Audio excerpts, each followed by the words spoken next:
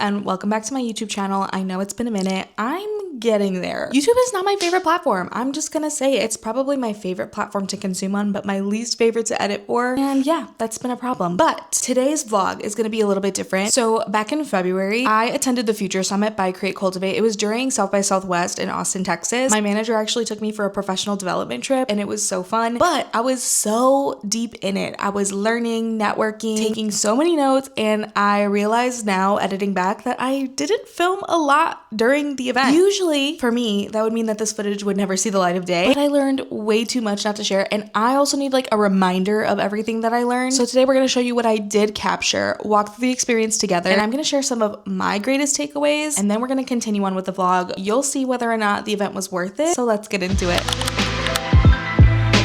When you figure out the room has controls for the light.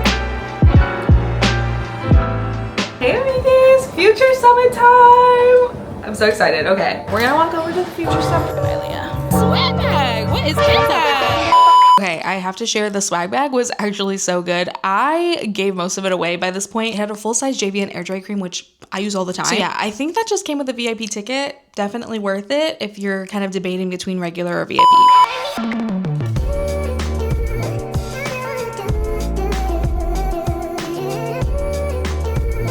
Proximity is everything. So important to keep amazing people around that will encourage you to say hell yes to your goal and keep pushing you forward.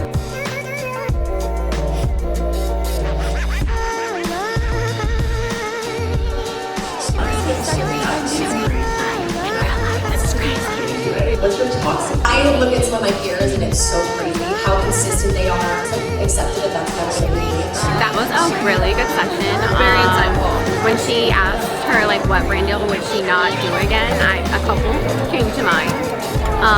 From a manager perspective. Mine too. Well, also I love that she mentioned how like Instagram's where it's at. I've been saying that till I'm blue in the face. The average influencer earns less than $15,000 a year. While the top creators are building companies worth tens of millions, creator, influencer, and now with the business. You change the model that your brain holds of who you are, you change the reality in the industry. So that's what we did with Maternity. We made sure that all of our formulas are amazing, the pricing is better, it's more accessible, people can be consistent with their skincare routine, and actually see changes in their skin. Last Friday, Cameron just came out with a new update. And it says it's called Magic Layers and Magic Brow. This is for you too. Hi, text Max. I feel like I already know you. I know, me too. I'm so happy to finally see you. And you know why I'm here, guys? I'm gonna tell everyone. The reason why I'm here is because of you. Because you posted it on your story. Oh, no way. Remember? And I slid up and I was like, what's this? I know. Okay, about to get our aura read. I'm very excited. There's a real person in there. I've only gotten like a self-read aura, I think. And then Hayley Williams is next.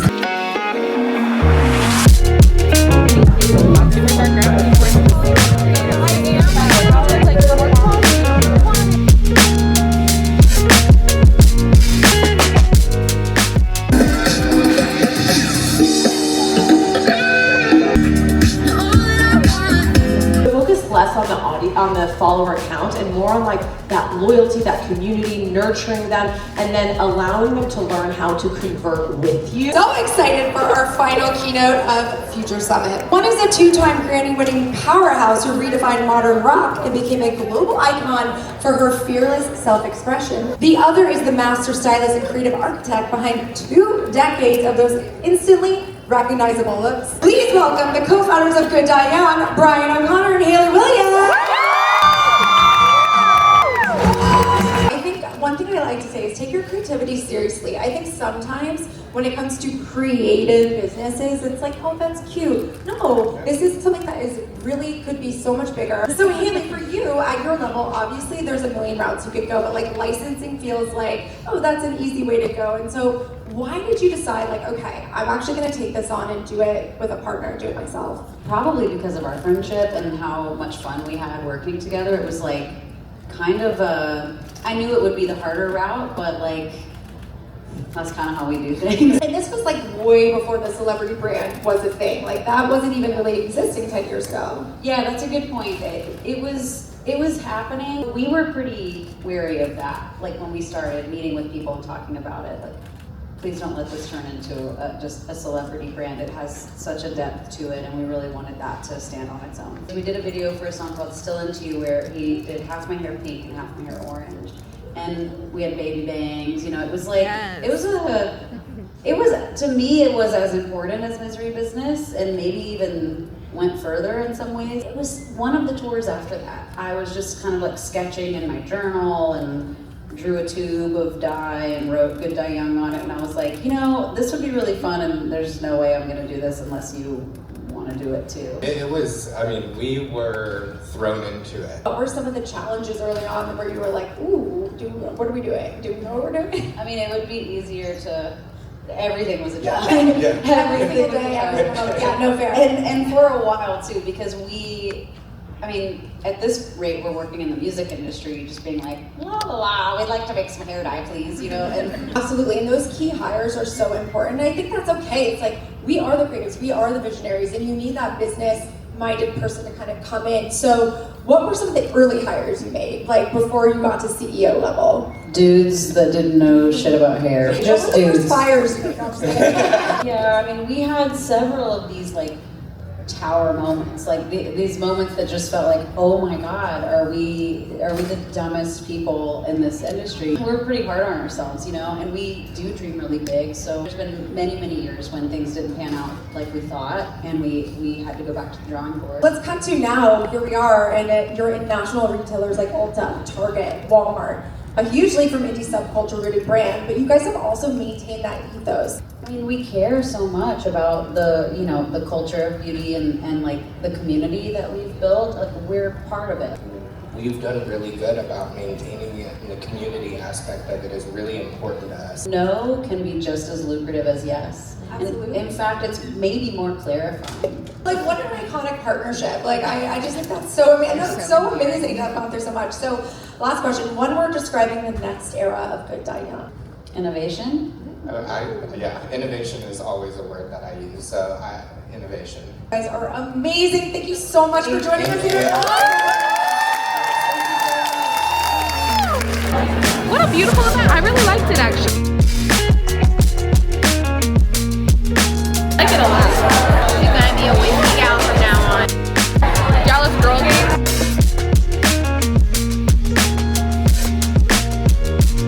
How did you like the Future Summit? Oh, I loved it. Everyone was so motivational, so inspirational. I love the literally need to speakers. go home, decompress, journal everything that I just wrote. Yes. Just first, so I can remember it and be more delusional. That's it. More That's what I Delulu learned. is the Salulu.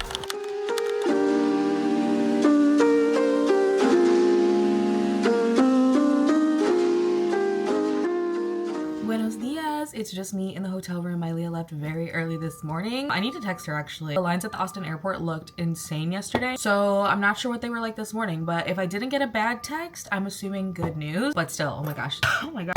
I just want to just quickly come on here and say how worth it I think that the Future Summit was. First of all, I didn't realize it was a part of South by Southwest. It makes sense. It makes sense. I don't know why I didn't think that. Also, I'm doing a campaign for a pair of eyewear today, literally in this hotel, filming, editing, submitting everything today. So I'm gonna do like glasses makeup. Anyways, I got so distracted. But yes, it's a part of South by Southwest, but I really enjoyed being a VIP attendee of just the Future Summit. If you're in South by Southwest, you can wait in line for a lot of the sessions, but those lines are like really long. And by then, the seats are probably filled in the main stage and all these training rooms. So you're probably not gonna get a good spot anyways. So I really enjoyed being VIP because I just basically had a seat wherever I wanted to go. There were unlimited drinks, food, snackies, there was a happy hour. The value was there. Like, I'm pretty sure I ate, drank, and like took home, because the swag bags are also pretty well endowed. I think I took home much more than the ticket cost. I think we paid $500 for both of us to be VIP, $250 each. Very much worth it to me. There were also activations. We took home like aura readings and perfume samples. It's just really nicely done. But those sessions, the access those sessions give you, and I'm sure like the entire South by Southwest Festival provided the same value, but specifically at the Future Summit, I mean, when am I ever going to get FaceTime with the founder of Poppy, Tessa Barton, OG influencers, influencers that have been in the game since like 2006 with new influencers like Kennedy Eurich. I'm so sorry if that's like your favorite influencer. She is huge, I'm realizing, but I didn't know her until today or till yesterday. Porque yo sigo creadoras latinas. I'm sorry, like I just do. But I'm gonna follow Kennedy. She provided a very unique and interesting perspective on a lot of things. And I mean, one of the biggest ones though was like, okay, that is a mega influencer, millions of followers. Just like in her kind of sharing some of like the mistakes she made in the beginning, I, as a tiny micro influencer that's like full-time and monetizing, I don't feel so bad. Sometimes we feel like we're behind, but it's because we don't know what the big players have gone through or are seeing behind closed doors. And it truly is so interesting. She was saying, okay, also a lot of the speakers even contradicted each other. Like they had very different ideas and thoughts, and I really liked that about it. It wasn't like, well, if she said this and she said this and it was the exact opposite, I don't believe either of them. No, like I think it's important that there are people with multiple perspectives in this, because one influencer who's been in the game since like 2006, she said. I mean, influencing since 2006 is like unheard of to me. She must have been on MySpace or something, or maybe a blog, but she says that she's on every single platform. Whenever there's a new one, she's diversifying herself, she's on it, she's creating new content, repurposing her content, she's always on the next platform. Whereas Ken, who is newer to the space, is a TikTok influencer specifically. She said, I'm not going beyond TikTok and Instagram. I can't handle more than that right now. And it's just interesting because they're both very successful in their own right, but they had very different views on like how much we should be doing as creators, how much we need to be diversifying as creators. Me personally, being, you know, a smaller minority creator, I think I do need to be diversified. I think it's important, but I also think diversification can look different. And kind of what I took away is I'm going to be on every platform and I'm going to be able to adapt, but it's okay if I can only really focus on one or the other for a period of time. All that to say is I learned a lot. I feel like I got introduced to a lot of new perspectives. It was very interesting to know about like the consumer packaged goods space, which I'm not in, but like maybe one day. And I was actually talking about launching a product with my manager on this trip during our little sushi dinner on the first night, which y'all didn't see much of. Oh my gosh, I was so bad at vlogging. But yeah, that's definitely in the cards for me. I am a very business oriented person, guys. I do have a bachelor's degree in finance and music business. I'm a business mind. Okay, I'm a creative heart, business mind. Don't get it twisted. So yeah, overall just very excited, very reinvigorated. I think Future Summit is very much worth it for the people that you get access to. Also, how did I not mention this? Hayley Williams. Oh my gosh. First of all, Hayley Williams, she has a hair dye company with her hairstylist. I do not dye my hair.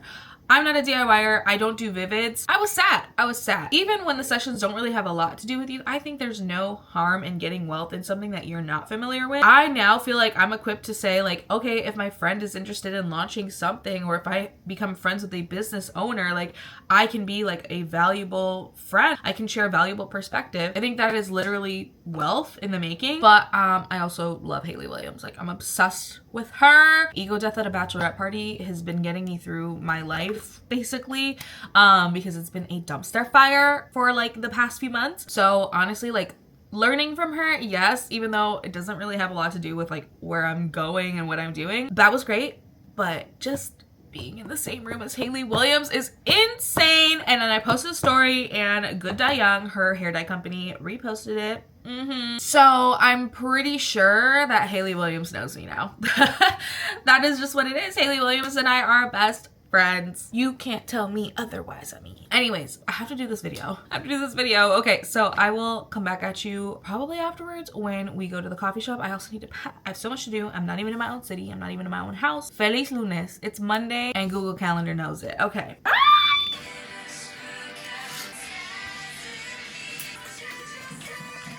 Okay, so I'm 30 minutes away from the late checkout time and I haven't even gotten a coffee yet. But I mean, I don't know, inspiration just struck. Like I was filming my Pair Eyewear campaign, doing a little get ready with me. And then I just like got inspired in the space and started doing like extra clips and stuff like that. And now it's 1:35, 2:35 Eastern, which I don't know if they're based in New York or California.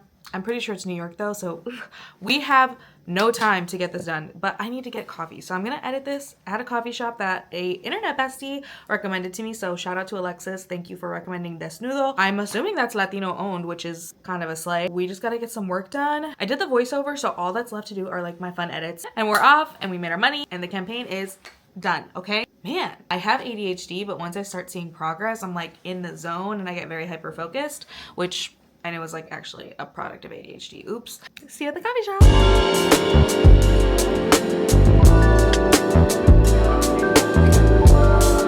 I'm editing her hair. I work content. Be done before end of day. We're getting a Waymo. This is really nice actually. It's legit driving me. I know this is probably not new to a lot of people, but I'm just a little Midwestern gal. Like, we don't got. He's driving downhill. I don't know why that scares me. I don't want no problems. I don't want no smoke, please.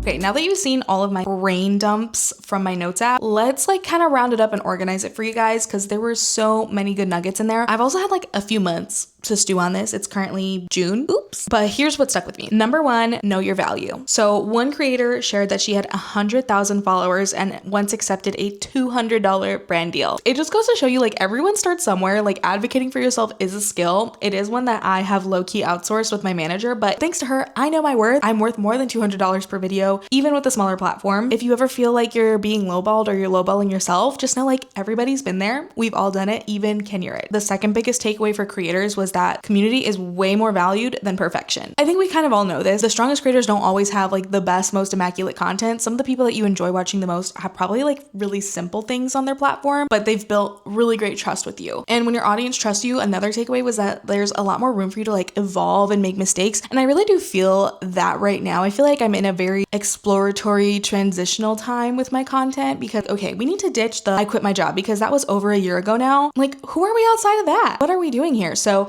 I feel like I've just been throwing a lot of things at the wall. I've kind of found my footing, but because I've had such a great community, like the transitional content is still doing pretty well because y'all are just here for me. I love you, amigos. Thank you. This should be obvious, but failure isn't wasted if you learned something. That was another thing that I heard from pretty much every speaker. One speaker literally said, if you learn something, nothing is lost. I couldn't agree more. This one, super interesting. We talked a lot about equity during the Future Summit. Your Rich BFF actually has a partnership with Sophie, like a finance platform. Part of her deal was equity in the company. So the big theme that I just took throughout, but especially during Your Rich BFF's time, is to build something bigger than just a platform. I think ownership is a huge conversation in creative spaces, IP and all that, but also with the use of AI, like your likeness, all of that is very important now, more than ever, to understand. A lot of the creators were big on obviously building a community, but having some type of stake in that community, maybe creating your own email list, newsletter, that could be a great way to start. Maybe having your own website. Again, like asking for equity in the companies that you're helping to build as a creator, as somebody with influence. I think that's something that we're gonna see a lot more moving forward. And I'm very excited. I hope I get an equity deal one day in my career. That would be super cool and like very impactful for me. The fifth and final takeaway, which was from one of my favorite sessions as well. Like Ken Urich was probably number one. Number two was Emily McDonald. Emily McDonald is a neuroscientist. How impressive. Like I don't think I've ever like actually met a neuroscientist in my life. A big thing for her was to do it bad first. Wait, action creates momentum. Don't wait till everything is perfect. So like one big thing that ADHD brains need is momentum. So you kind of just need to like start that one little task or make that one little action easier. And you're gonna have a much easier time working through your problems, working through your goals. But doing it bad first is kind of why this vlog exists in the first place. Like I kind of did a really bad job of vlogging the whole experience. I almost actually skipped this vlog and didn't post it and just went straight to my Florida vlog because of something stupid like I just didn't have enough footage and I didn't know like how to put it together, whatever. But if I learned anything from the event, it's stop waiting for things to be perfect and just start. Just do it. Just get it done. Even if you have to put something out that you're not fully in love with, it's better to try and learn than not at all. I'd love to know your favorite takeaway from this vlog. But amigos, I hope that you enjoyed whatever we had left of this vlog, but we saved it. We saved it. I hope you still learned a few things. I would absolutely recommend you come to Future Summit next year. I think my manager and I do want to make it an annual thing. Thank you so much for watching. Don't forget to like, comment, and subscribe, and I will see you in the next vlog, amigos.